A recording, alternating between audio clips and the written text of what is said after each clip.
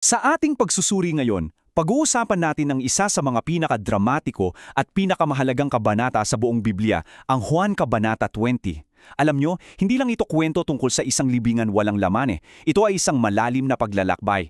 Isang paglalakbay mula sa pinakamatinding pagdududa patungo sa isang pananampalatayang hindi na matitinag. Halina't samahan nyo akong himayin kung paano nangyari ang transformasyong yan. So, umpisahan natin ang kwento sa madaling araw.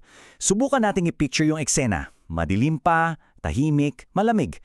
Ito mismo yung atmosphere na bumungad kay Maria Magdalena, yung tipong mabigat sa dibdib, puno ng kalungkutan at may halong misteryo.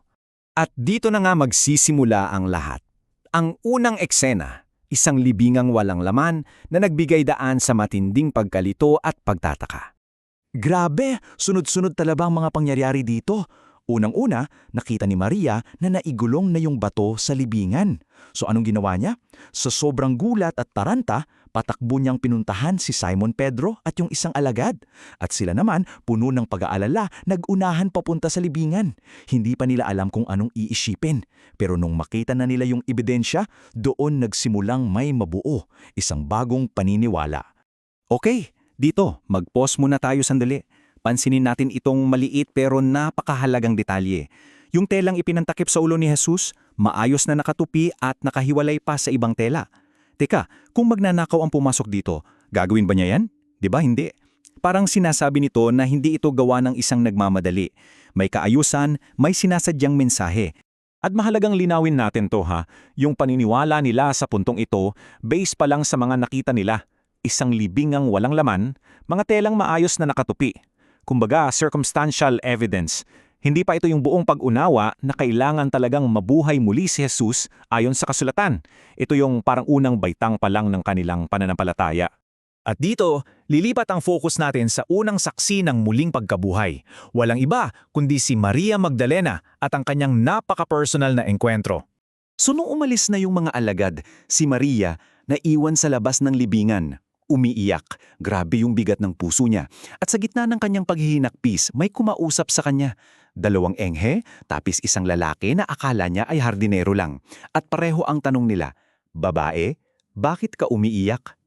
Yung sagot ni Maria, dito mo makikita kung gaano siya kadesperado, ni hindi pa sumasagi sa isip niya ang muling pagkabuhay.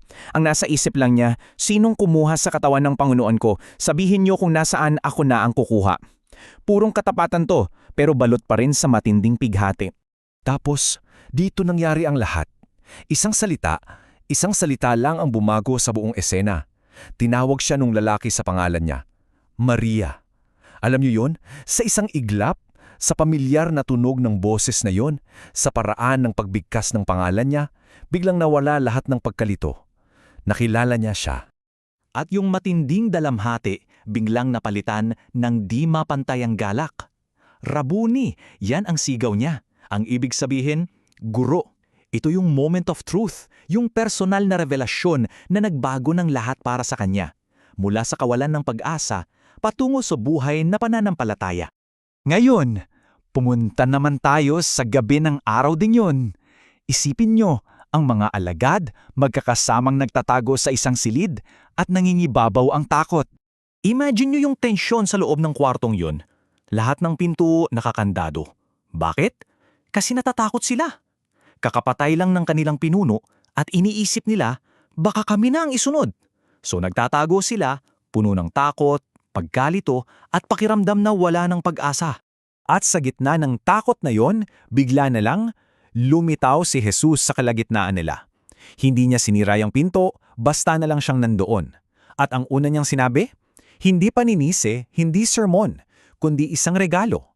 Sumain niyo ang kapayapaan. Isang salita na nagpatahimik sa lahat ng kanilang pangamba.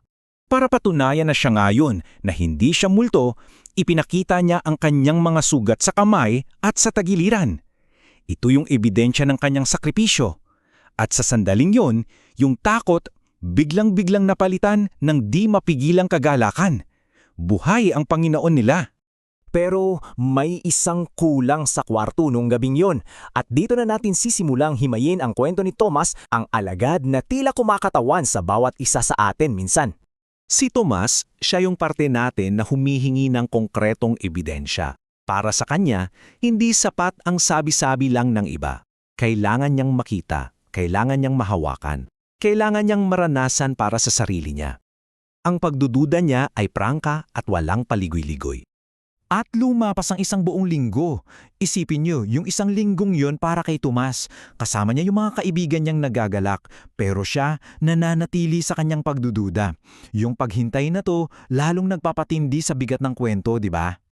At pagkatapos nga ng isang linggo, muling nagpakita si Jesus. At this time, direkta niya ang kinausap si Tomas. Walang galit, walang sermon. Sa halip, inanyayahan niya si Tomas na gawin mismo yung hinihiling niya. Ilagay mo ang daliri mo rito, tingnan mo ang aking mga kamay. Huwag ka nang mag-alinlangan, manampalataya ka na. Sinalubong ni Jesus ang pagdududa ng isang imbitasyon. At ang naging tukon ni Tomas, well, ito na ang pinakarurok, ang climax ng buong kabanata. Ito ang pinakamalalim na pagpapahayag ng pananampalataya na mababasa natin. Sa harap ng buhay na katotohanan, lahat ng pagdududa ni Tomas para lang bulang naglaho. Ang sinabi niya ay hindi lang basta pagkilala, kundi isang deklarasyon ng pagsamba. Panginoon ko at Diyos ko. Ito na ang pinakamalinaw, pinakadirektang pagpapahayag ng pagka-Diyos ni Jesus sa buong Ebanghelyo ni Juan. Ngayon, lumayo muna tayo ng kaunti sa mga eksena. Tanungin natin, bakit nga ba isinulat ang lahat ng ito? Ano ang pinakalayunin ng may akdat? Bakit isinalaysay yung mga pangyayaring ito ng ganito kadetalye? Para lang ba itong historical record? O may mas malalim na dahilan para sa bawat mambabasa? Noon hanggang ngayon, kasama na tayo? Ang sagot galing mismo sa sumulat. Malinaw. Isinulat ang mga ito hindi lang para malaman natin ang kwento, kundi para tayo ay manampalataya.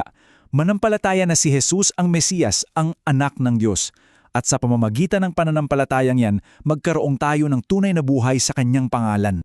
At nagtatapos tayo sa isang makapangyaring hamon mula mismo kay Jesus. Isang mensahe para sa lahat ng henerasyong sumusunod kay Tomas. Mapalad ang mga hindi nakakakita ngunit sumampalataya. At ang tanong na yan ay umaabot hanggang sa atin ngayon. Kasama ka ba sa kanila? Mga pastol ng Pilipinas, hindi natin maaring ihandog sa ating mga tao ang isang pinutol at kinulturang Kristo. Dapat nating iharap ang dakilang ako nga. Dahil kapag ang anak ay naitaas sa kanyang tunay na kaluwalhati, ilalapit niya ang lahat ng tao sa kanyang sarili.